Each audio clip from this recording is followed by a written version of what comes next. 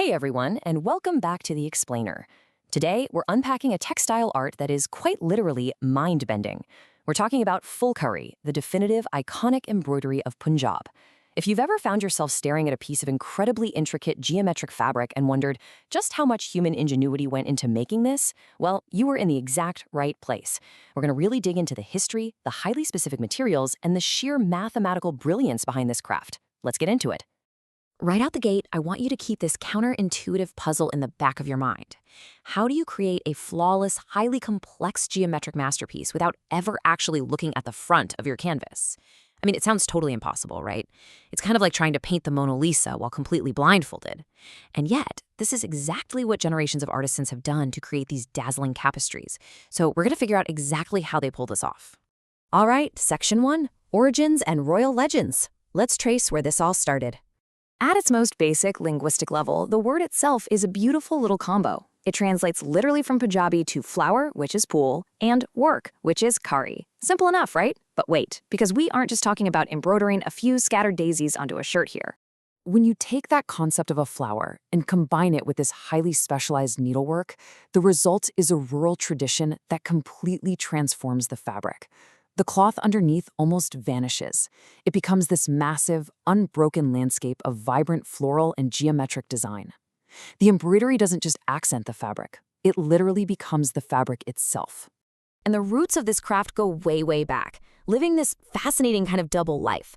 On one hand, it's deeply embedded in the poetic soul of Punjab, famously immortalized in the tragic, classic romance of Heer Ranjha. But historically speaking, the origins date all the way back to the 15th century, and it actually took its most definitive, recognizable shape under the royal patronage of Maharaja Ranjit Singh. So you have this amazing blend of grassroots, rural folklore, and high court royalty stitched into the very same cloth. Moving into Section 2, the counterintuitive canvas. This is where things get wild.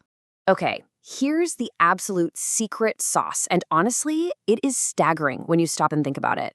The hallmark of true Phulkari is that the artisan never sees the front of their masterpiece while they're making it. The embroidery is stitched entirely on the reverse, the wrong side of the fabric. Just pause for a second and imagine the spatial awareness and the sheer mental focus required to do that. It's wild. So mechanically, how does that work? Well, the needle passes through the dull back of the cloth, making these tiny, unassuming little dashed lines. Technically, it's just a simple darn stitch, but because the artisan is working entirely from the back, they have to count the threads of the fabric by touch and by sight. They are manipulating this basic stitch with absolute mathematical precision, effectively pushing all those vibrant colored threads to the front to build these complex, gapless visual architectures that they literally cannot see until the whole piece is finally turned over. Section 3, Friction, Flow, and Geometry. It all comes down to the math and the materials. To pull off that kind of reverse-engineered magic, you can't just use any old piece of cloth and standard thread. You need very specific materials. It's a complete study in extreme contrasts, relying entirely on the tension between the foundation and the bloom. For the base, we have Khadar, which is a really dull, heavy hand-spun cotton.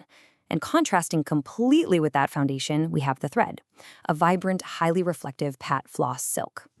It is such a brilliant juxtaposition. Think about that cotter base. It's matte, it's heavily textured, and it has a ton of friction. That friction is absolutely critical because it provides the durable grip needed to hold all that dense needlework in place.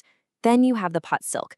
Unlike modern sewing thread, it isn't tightly twisted. It stays flat, smooth, and highly reflective, and it comes in this incredibly saturated palette of red, white, golden, green, blue, purple, and orange. So the rough cotton grabs the smooth silk, allowing the silk to lay flat and catch the light perfectly.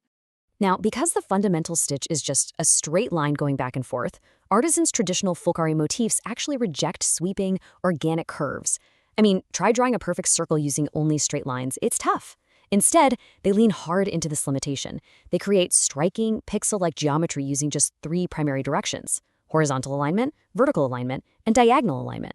And the final effect of those 3 directions is just brilliant.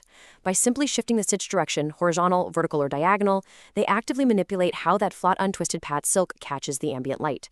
Even though the fabric surface is totally flat, the changing thread alignments make certain shapes pop with brightness while others look shaded. They're literally creating the illusion of three-dimensional squares, rectangles, and lines out of a completely two-dimensional surface, just by playing with light and geometry. It's so cool. Section 4. The cultural tapestry. Let's look at why this means so much. So we've covered the how, but let's zoom out and look at the why. Because Phulkari is way more than just a clever technique. It is deeply, deeply woven into the major milestones of life in Punjab. First off, it's a mark of celebration. It's inextricably linked to moments of pure joy, like the birth of a child or a family's prosperity. Second, it's the ultimate symbol of suhag, meaning it's a non-negotiable traditional bridal necessity representing a happy marriage. And third, it serves as a veil of devotion. Specific shawls are meticulously designed not for everyday use, but as spiritual garments to cover a woman's head during worship in the Gurdwara. Section 5. Evolution of the craft. Seeing how things have changed. Like any living art form, Phulkari hasn't just stayed frozen in the 15th century. It had to adapt to survive. And you can clearly see that evolution when you look at the components side by side today. Traditionally, you had that heavy Khadar base. Now, you're way more likely to see it on georgette, chiffon, or light cottons. That pure, delicate pot silk has largely been swapped out for sturdier cotton blends and rayon floss that can actually survive a trip through a modern washing machine. The execution itself has gone from being 100% hand-embroidered, which could take years, to a much more accessible hybrid of hand and machine work. And the usage has totally expanded. While it's still huge for bridal wear, modern Phulkari is everywhere, featured on kurtis, paired with jeans, and worn as stylish, everyday global fashion. When we pull all of these threads together, and yeah, pun absolutely intended, we get a really clear picture of its enduring legacy. Phulkari exists perfectly at the intersection of devotion, prosperity, and artistry. It really is the woven DNA of Punjab. Think about it.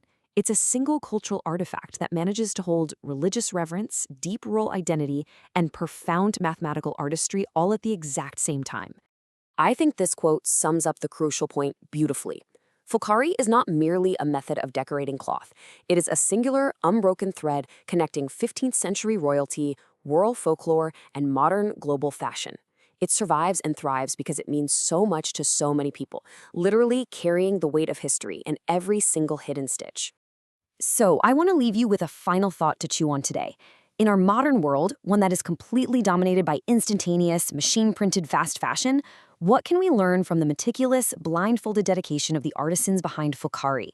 It really forces us to appreciate the sheer human ingenuity required to turn a blank, rough canvas into a vibrant, pixelated garden of light. Thank you so much for joining me for this explainer. Keep seeking out the fascinating details in the world around you, and I will see you in the next one.